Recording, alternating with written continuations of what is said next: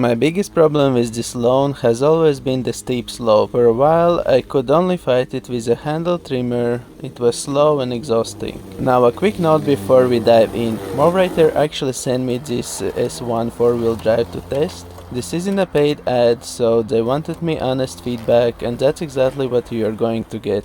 The good, the bad, and even the crashes when I pushed it past the limit.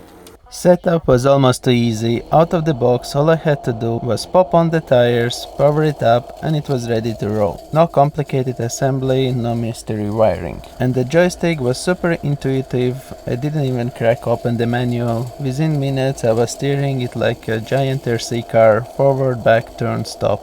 Honestly, by the time I would finish my first lap, I was already trimming the grass like I would own this thing for weeks. Like anyone would, I started simple, flat grass, and no surprises, it did a great job, nothing to complain about.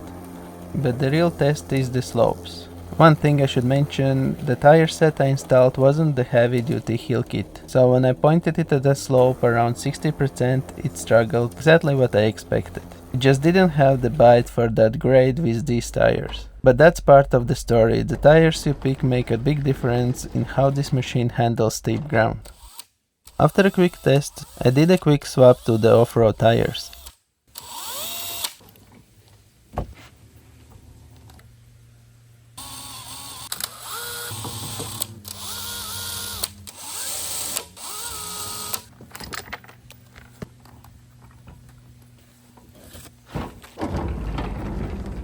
At the same slope that stopped it before, it just powered it right up, even on the hill that's almost 100% grade.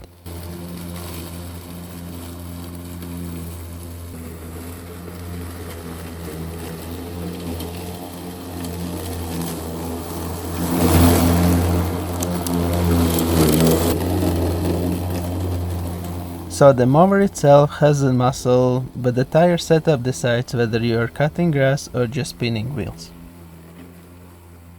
For the tech heads, the Mowrator S1 4-wheel drive uses a brushless electric motor for efficiency and lower maintenance, and the drivetrain is 4-wheel drive with independent wheel motors. That's what gives it the traction to tackle steep slopes. It's remote controlled via joystick controller, and they claim about 300 foot or 90 meters range. In my case it was a bit less, but probably that is because of the hills. Anyway, you can stand well clear of tricky spots.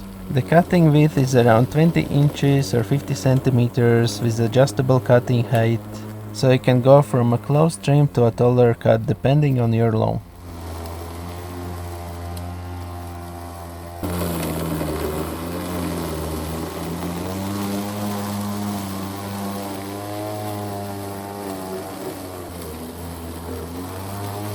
This first hill, in spots it hits close to 100% slope. With the off-road tires on, I trimmed it without problems. Before this, I would be up here with a trimmer sliding down like I was skiing without skis.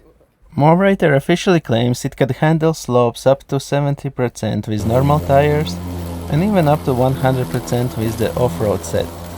And to be fair, that first hill proved them right.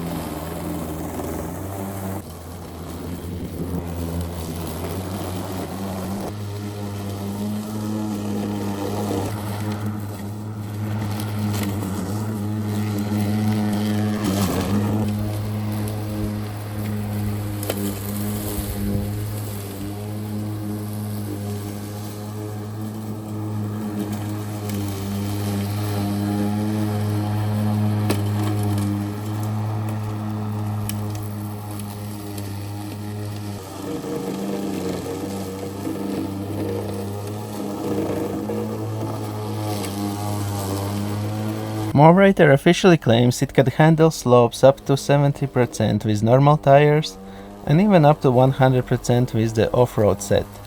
And to be fair, that first hill proved them right. But it wouldn't be me if I just stopped there, so I went further.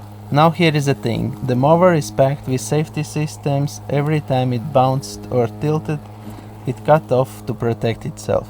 Great for most people, but if you're trying to push it past 100%, it's basically a nanny that won't let you play. So I did the only logical thing, I turned them all off. Every warning, every safety cut off gone. probably not what the manual recommends, but with that out of the way, I rolled up to the next slope. In places climbing as steep as 130%, and that's when the things got interesting. First I started at the bottom, it was going up, sometimes it would dig itself in, but then moving back and forwards it would proceed all the way up and managed to trim the biggest part, but here was still about 110ish, maybe something like that. And then I went further, where it goes extremely steep, where you can see in the video when I'm trimming I have to knee down, otherwise you're just unable to stand. I went to that slope, it's basically vertical, and it didn't go well, so the mower slide flipped and crashed a few times.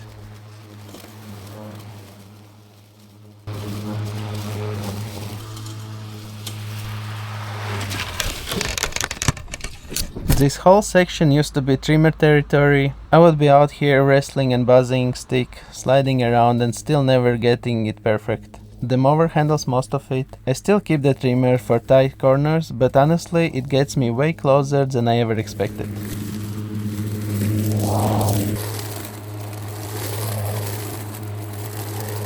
So here trimmer did the job very well. As you can see, everything is trimmed. Besides some trees, but they're too thick for any trimmer, so not talking about the lawnmower. And here you can see the rest is trimmed, and here is only 2-3 degree difference to or 10% to the other terrain where it failed.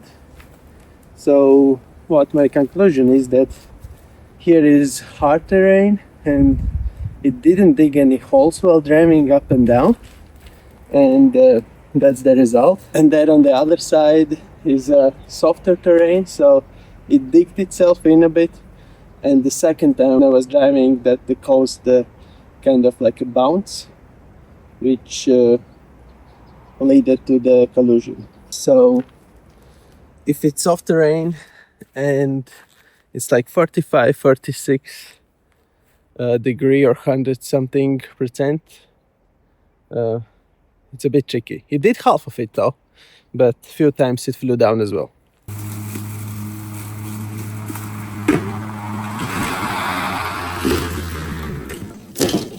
The battery life was enough to trim a bit more than 1000 square meters, that's about 10,000 square feet. For me that meant I could finish the main part of my lawn on a single charge. Afterward it recharged surprisingly quickly and it was ready for the next session. In the set it also comes with a grass collecting bag. Personally I use it more in the front yard where looks matter. The bag snaps on easily, doesn't feel flimsy and empties without a mess. Definitely more convenient than dragging piles of clipping by hand. Alright, thanks for watching. As you see, it was unpaved test, so I put it out to the limits and a bit beyond. I'm happy with it, so it definitely makes my job very easier. I mean, the last bit of corner, it ended up flipping and flying out, but I have already some ideas what I could do to maybe make some adjustments and something like to hold it, that it doesn't flip for the last bit, but I didn't have to go and trim, especially when it's extremely hot outside and the place it's hard to just stand, not talking about trimming. The downside maybe of it is like that everywhere where it turns it leaves these marks, and when you get stuck it definitely makes some holes inside. And as you saw, it flipped a few times, flew out on the pavement as well, and only what it has few scratches and the handle is broken, and so it's very durable as well. So let me know what do you think about this test. Would you get one of this as well? And see you the next one. Cheers.